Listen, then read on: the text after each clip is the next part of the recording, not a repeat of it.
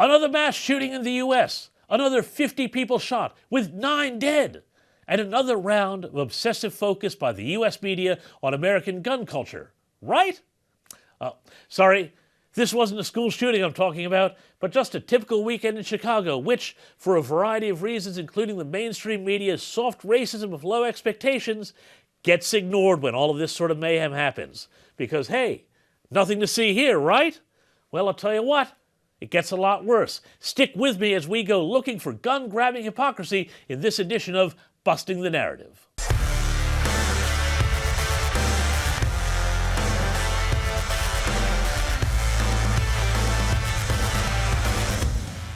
Ah, Chicago, Chicago, that toddling town, as Frank Sinatra famously sang. Well, if Sinatra were alive today, old Blue Eyes would need a flak jacket, not a fedora. The holiday weekend isn't over yet, but already dozens of people have been shot, 6 of them fatally. Police say a man opened fire around 10:30 last night, shooting 3 people on West Walton Street before barricading himself in a building. Now, police say the 23-year-old suspect was shot in the arm and taken to the hospital. The Memorial Day weekend, historically violent, but this year marked by more guns at beaches, mass shootings on the west side that left 1 dead, and a 19-year-old woman shot late last night while riding a bike. Yes, they just marked Memorial Day weekend in Chicago, which means the start of summer and a grim local reworking of the Gym Rats motto, sun's out, guns out. More than 50 people, 50 were shot, at least 9 fatally, in what was the most deadly and violent start to the summer in Chicago in at least 5 years last weekend. Weirdly, though, we have not heard the same calls for gun control that we have in the wake of the Uvalde shooting, which admittedly was far more horrific because it involved the direct targeting of innocents. But I will say this.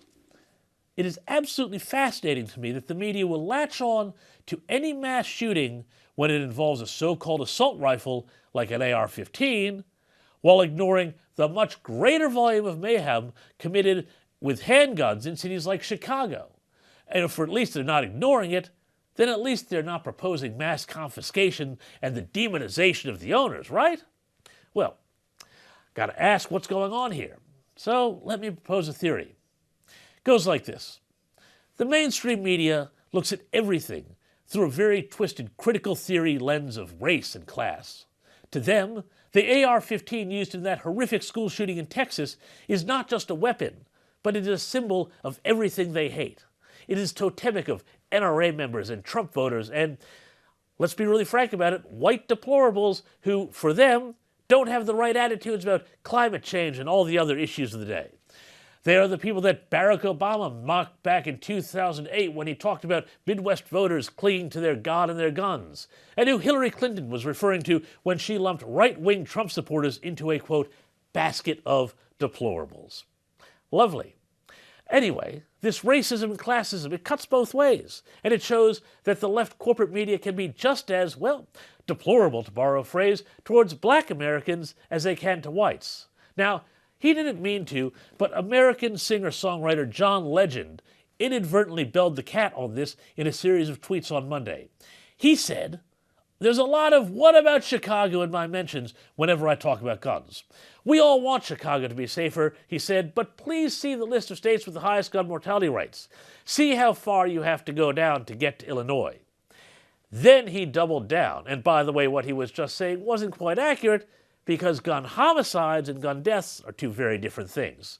But he went further, and he said Chicago is 28th in murder rate among American cities.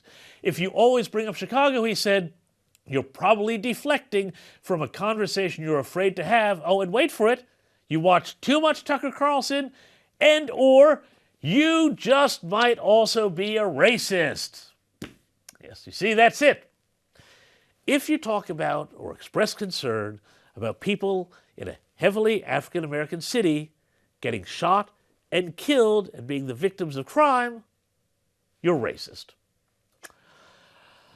Okay, right. Anyway, let's go back to Uvalde, where the local cops have taken a lot of heat, deservedly so, for holding back parents rather than storming the classroom where a gunman was executing children in cold blood. Well, perhaps the Uvalde police have learned their lesson to call for backups when things get too hot for them. You're not going to believe this one. According to CBS, Uvalde police did call in backup to protect their press conference. Notes CBS, the May 27 press conference came as several different law enforcement entities from across the state were called in by Uvalde police to not only assist in supplementing their police force, but to also provide extra protection to police and the mayor following heavy criticism and threats linked to their hour-long response time to the Robb Elementary School shooting, according to officials with the Texas Police Chiefs Association. Calling in the police to protect the police. Guess they've got their priorities right.